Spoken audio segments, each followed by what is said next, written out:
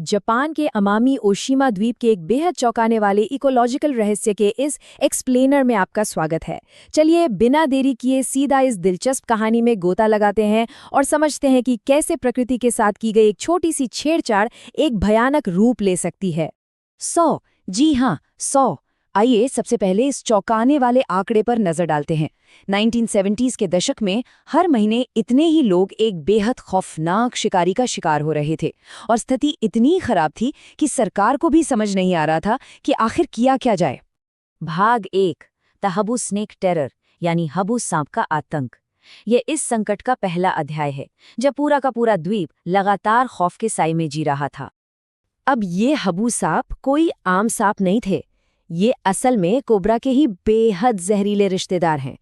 इनके काटने से ब्लड प्रेशर अचानक बहुत तेज हो जाता है, भयंकर उल्टियां शुरू हो जाती हैं और अगर तुरंत इलाज न मिले तो मौत पक्की है। और सबसे डरावनी बात क्या थी? ये सांप अक्सर खेती वाले इलाकों में पाए जाते थे। मतलब डर के मारे किसानों को सचमुच अपनी उपजाऊ जमीनें छोड़कर शहरों की तरफ भागने पर मजबूर होना पड़ा था। अब आप सोच रहे होंगे कि क्या इसका कोई इलाज नहीं था? खैर, विज्ञान ने असल में एक एंटीडोट बना लिया था, लेकिन असली अड़चन कुछ और ही थी। उस दवा को सुरक्षित रखने के लिए हाई-टेक मेडिकल सेंटर और रेफ्रिजरेटर चाहिए थे, जिसके लिए बिजली जरूरी थी। और 1970 के दशक के उन ग्रामीण जापानी गांवों में ये सब था ही नहीं।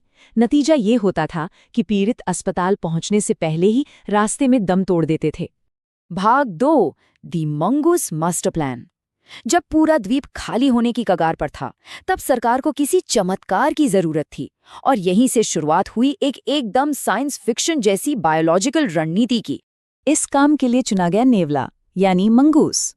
और अगर आप कागजों पर देखें तो ये आइडिया एकदम परफेक्ट लग रहा था। इन्हें भारत, बांग्लादेश और नेपाल जैसे दक्षिण एशियाई देशों से मंगवाया गया था। क्यों?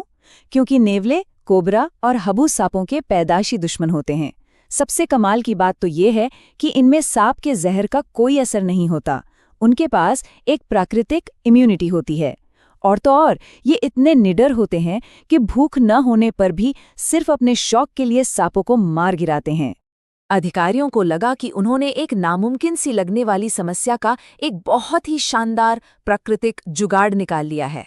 उनका सोचना था, प्रकृति की मदद से ही प्रकृति को कंट्रोल करते हैं। सुनने में तो ये विचार बहुत ही बढ़िया लगता है ना? तो 1980 में वैज्ञानिकों ने ठीक 30 नेवलों को आयात किया। बस 30। उन्हें पूरी उम्मीद थी कि ये नेवले हबू सांपों का बड़ी जल्दी और हमेशा के लिए सफाया कर देंगे। भाग 3, अ डिजास्ट्रस ट्विस्ट, एक भयानक मोड़। क्योंकि देखिए, प्रकृति शायद ही कभी इंसानों के बनाए नियमों पर चलती है और यहीं से एक बहुत ही खौफनाक सच्चाई सामने आने लगी। जरा इसे समझिए। ये वो सबसे बड़ी और जानलेवा चूक थी जो वैज्ञानिकों से हुई। हबू सांप पूरी तरह से निशाचर है, मतलब वो सिर्फ रात में शिकार करता है और दिन में सोता है। और दूसरी तरफ नेवला, वो दिन में शिकार करता है और रात में सोता है। मतलब दोनों का कभी आमना सामना ही नहीं हुआ। ये तो बिल्कुल ऐसा हो गया जैसे दोनों अलग अलग शिफ्ट में काम कर रहे हों।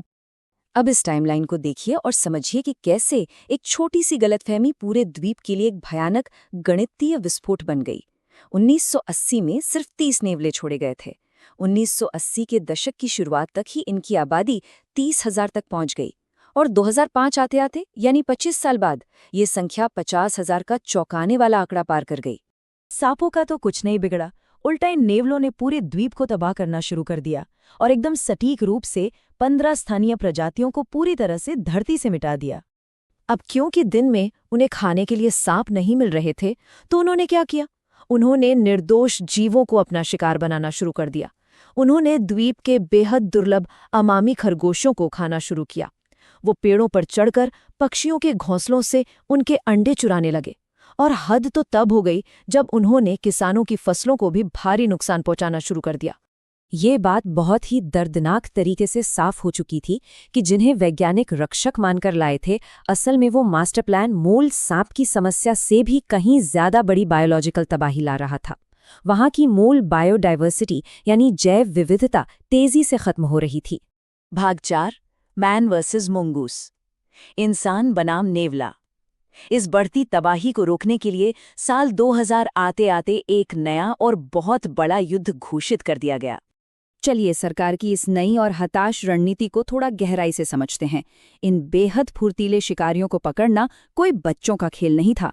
सबसे पहले उनके रास्तों का पता लगाने के लिए जगह जगह कैमरा ट्रैप लगाए गए, फिर उनके पसंदीदा खाने में जहर मिलाकर रखा गया और आखिर में उनके छिपे हुए घोंसलों को ढूंढ निकालने के लिए खास तौर पर प्रशिक्षित कुत्तों की मदद ली गई।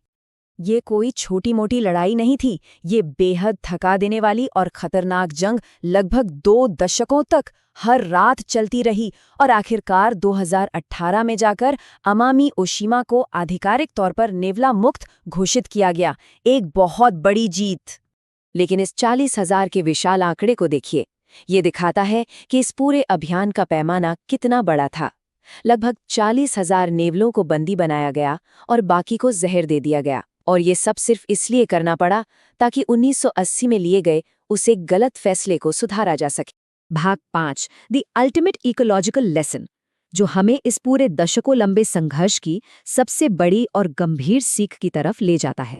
सबसे बड़ी विडंबना तो ये देखिए कि मूल हबू सांप की जो समस्या थी वो भगवान बनने की कोशिश करने से नहीं सुलझी, बल्कि इंसानी सूझबूझ और मेडिकल साइंस की तरक्की से हल हुई।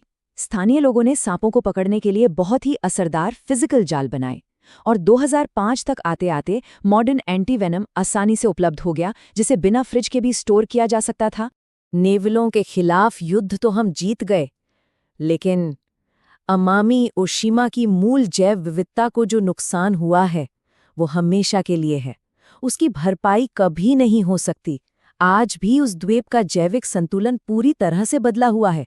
वो घाव आज भी हरे हैं, जो हमें एक बहुत ही गहरे और बेचैन करने वाले सवाल पर लाकर छोड़ता है।